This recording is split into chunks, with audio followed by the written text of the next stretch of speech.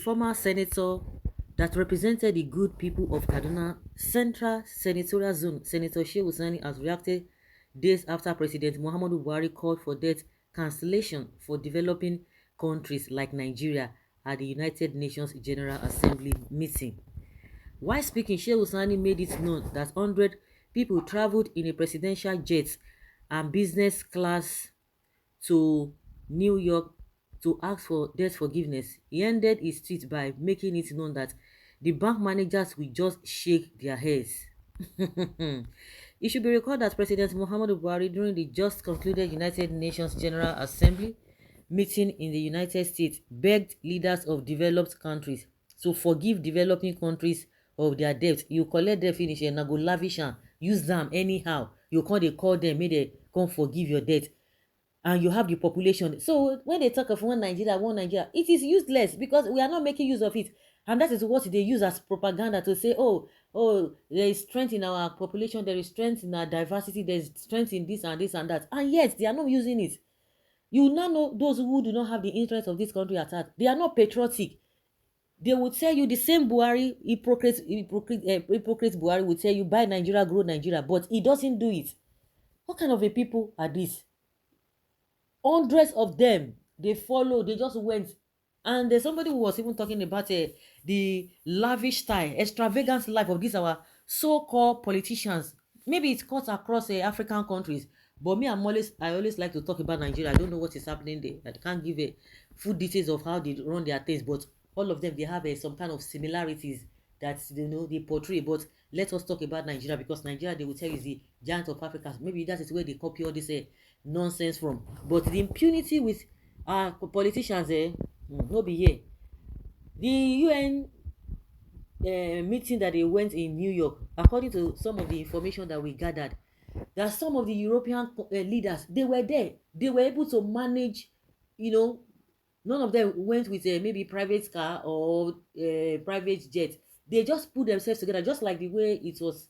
They were told not to come with their private jet when they invited most of the leaders of the other countries who wanted to come and grace the funeral of the queen. They don't come with all manner of private jets or whatever, and they are going to pack all of them from one venue to the place where they were having the funeral. It was only the president of the United States that was given that privilege to come with his personal, to be able to drive himself around, so that they'll be able to manage things, they'll be able to manage space. But our people got there. All this Buhari, all the 100 people he took to United Nations, United Assembly, General Assembly. What did they go and do there? Nothing. They would just, in fact, a wastefulness. When this man was coming, people thought that okay, he's going to be different person, he's a prudent person, he's not knowing that all the nonsense they were talking about other people. He just came that this is my turn, and he's not even bothered. They were living larger than life there. All of them, they were going with of course, now after they must have gotten to the US, all of them, instead of them to pull themselves together so that they'll be able to manage resources. No, they will tell you there's no money, but when they want to go outside the country to go and mess themselves up, thinking they are representing us, they're just going there to represent themselves. Tell me, what meaningful thing did they bring? Nothing. 100 people. The same thing they were complaining about the past administration, PDP, especially Goodluck Jonathan administration. They had a fleet of aircraft, you are going for a program, 200 people, 300 people will just go. They were complaining about, they got there. Reverse is the case. Reverse is the case. They are even doing worse. You went there, that is, you cancel your debt, and meanwhile you were living larger than life. All of you were feeling big. Unto do nothing. Would they not be laughing? Just like Shehu Sani said. Would they not be laughing at them? See, these people don't get head. You will borrow money, finish. Come and pay back. You don't want to pay back because it's not a pattern. There was a time. Maybe Buhari wants to. He wants to be known like Obasanjo. There was a time Obasanjo was able to help us clear our debt.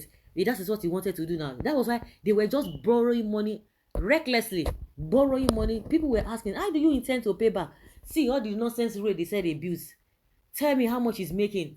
I don't even know, from one article that I don't know how much they spent. It's just like I'm just giving an analogy or maybe example.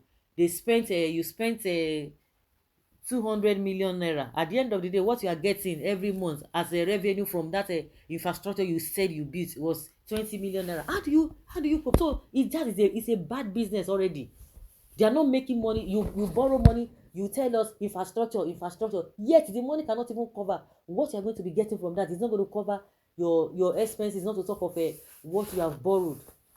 You see that they are stealing this money for themselves. And it is laughable. You begin to think, do these people, do they have a conscience? Do they have sense? No. The reason why they are there is for their selfish interest. Let me just go and cut my own national cake, and that's it. And that's why they will tell you that when you were there, what did you do? It is my turn.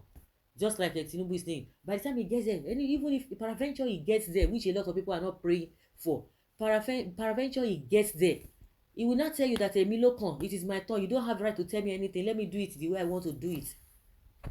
Can you imagine such a thing? It's so unfortunate. They don't get shame now. Do they have shame? You borrowed money, so thinking you are not going to pay back that patapata safe, they go, the only thing will beg for cancellation. And that's why they will not even respect ordinary Nigerians, because they know that their leaders don't even get head. Does that make sense? You were borrowing. Eh? Can you imagine? Borrowing. No say I no go pay back now. I tell you say I no go pay back. Just talking like that because they think say they be mumu. When somebody is saying Shehu Sani is among them, no, and that is the reason why Shehu Sani is not getting any portfolio or any appointment, whether be it a senate as a senator or as a governor. He wanted to be governor of Kaduna State, but just because he was speaking, because he was the one that was talking about using deodorants and insecticide when these governments came on board initially, when they were talking about corruption fight this, corruption fight that. But at the end of the day, they were seeing that it was only the oppositions that they were just going after. But some of them who are in the APC, because it was in APC, just like Tinubu's wife was telling Smart Adeyemi that why was he complaining about insecurity, that all those people who always talk about things that are not working in any from the ruling party or government of the day, it is opposition. Even when they themselves they are with the ruling party, if things are going wrong, they will not talk, whether that is the Int'L. Of course, now when you are eating from the table, you observe the table manner, so it is a norm that even irrespective of what happens in your party, you are not able to say it.